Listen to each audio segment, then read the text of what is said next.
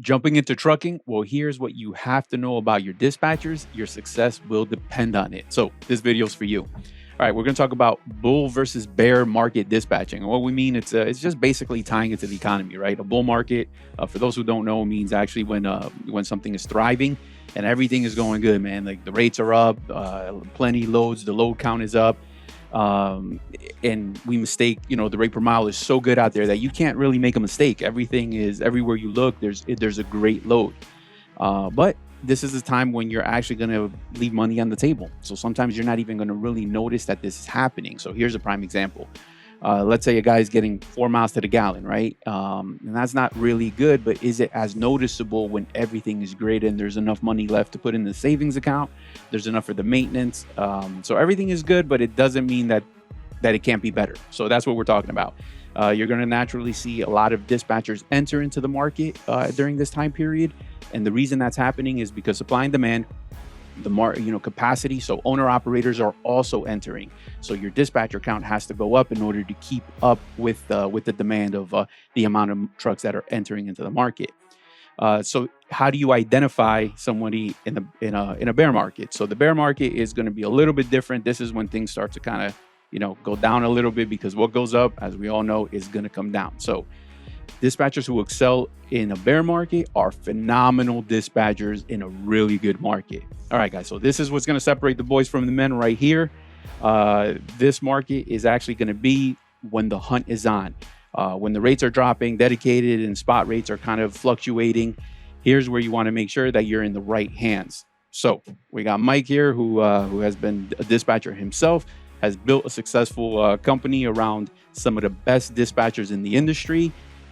So Mike, what are some of the qualities that you looked for, or that people have to have in order to identify that you're in the right hands? Well, there is, just like you said, there is hunters and there is prey. The solid dispatcher is always gonna push for more. Like, for example, and we've seen that because sometimes here and there we would be training dispatchers, and as we're training dispatchers, and let's just use an example. Let's say there is a lane from point A to point B that we know, based on our data, is paying, let's just say, $2 a mile. And now in the good market, the new dispatcher is calling around and he knows, okay, the rate is around $2 a mile. He has all the experienced dispatchers around him to kind of guide him through the process. And then he comes across the load, talks to a customer or the broker, and let's say we offer him $2.20 a mile. And the individual shits his pants, and he's all happy. Yeah. Let's take it. Man, I've been in situations to where I've been blown away by the offer. Let's just say the expected rate is $2 a mile for a certain lane, and out of the blue, because you're always testing the water, you don't know who is who. And I'm like, so how much are you looking to pay for it? Let's just use example. Let's say 500 miles, and we throw in $2,000. And I know that based on that market, most likely the best I'm going to be able to get is about 15. But I'm being offered $2,000. Right. My comeback is always going to be like, oh man, like, is this the best you can do? You can push for more. Yeah, for sure. Even if I'm already shitting my own pants, you always have to push for more, and a lot of people doesn't have that hunt in them.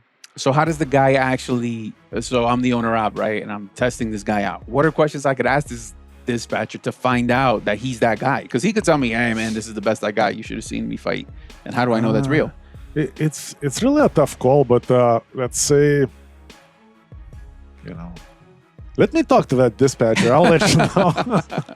but if that's not an option, I don't know. Anybody who's, if you're an experienced owner operator, when you talk to the dispatcher, maybe the most important couple of key points to pay attention to.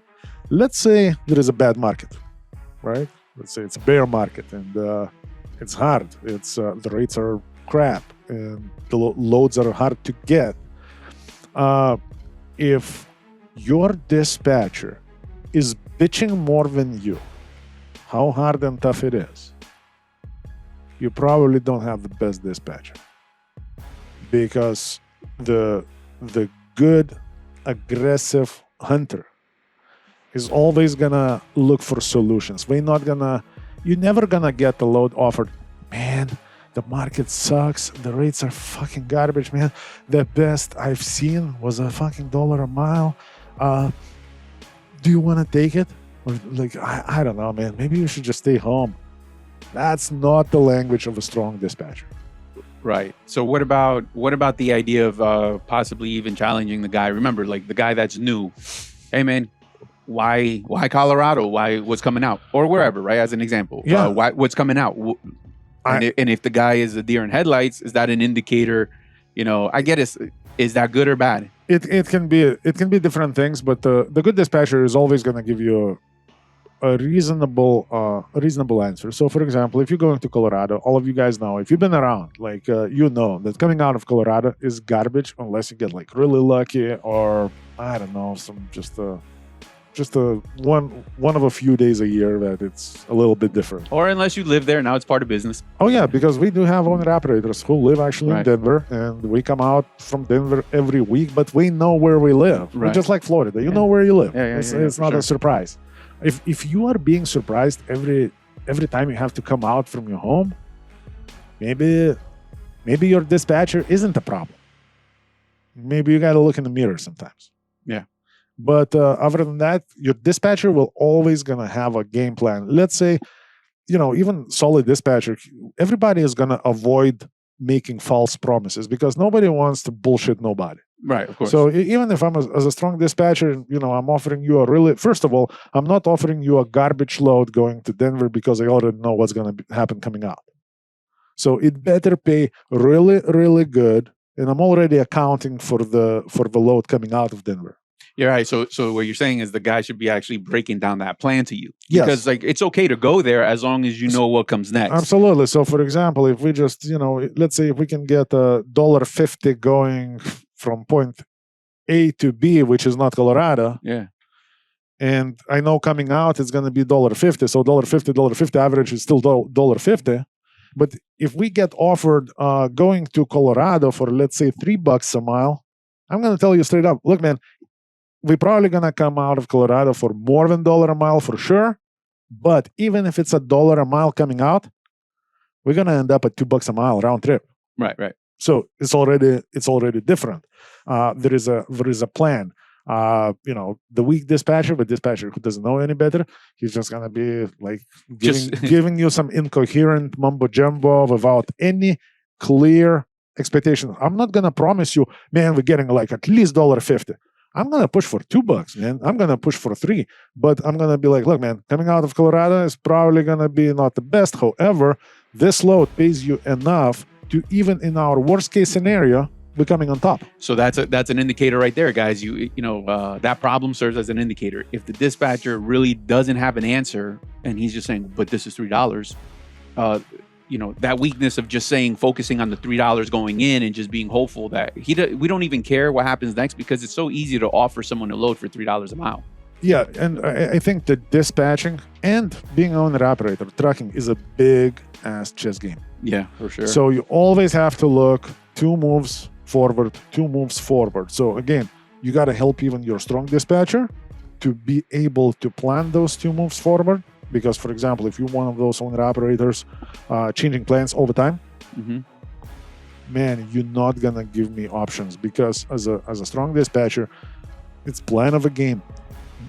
What's the difference if I'm gonna give you, let's say the best load is paying $3 a mile on 1,000 miles, but I'm offering you a load that's 280 a miles going to different location.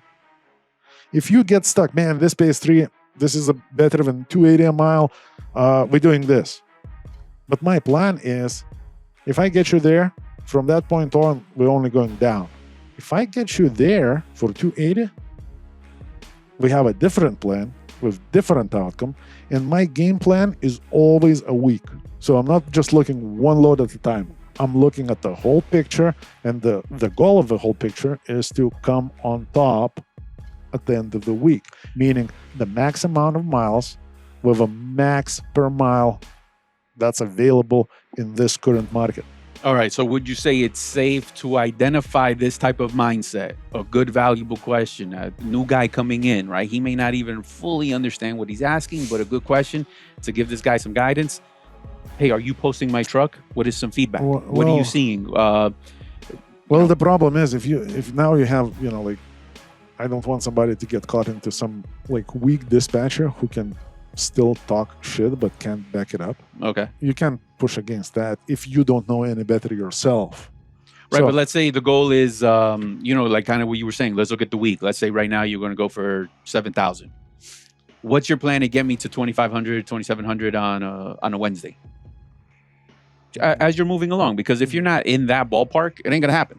Yeah, so that's planning. Right. So here we go. So that's a potential question right there. What is the plan? Where is this truck? What market we're going to go to? What are some of the options? What are different scenarios that this could be done? Yeah, but that's also that is not necessarily a rookie question. So it's kind of like you got to know a little bit about things. I'm saying if you're just like brand new to trucking and you just landed right here with somehow 2 years of experience as a driver, zero exposure to the markets, zero exposure to owner-operator business, it's a tough call. I would say you're still gonna go to work for some company. Maybe you know somebody at that company. Maybe one of your friends worked there at that company as an owner-operator. Talk to them. At the end of the day, we all know when you talk to a reasonable individual, right, you can kind of gauge if he's reasonable. But just listen to what people have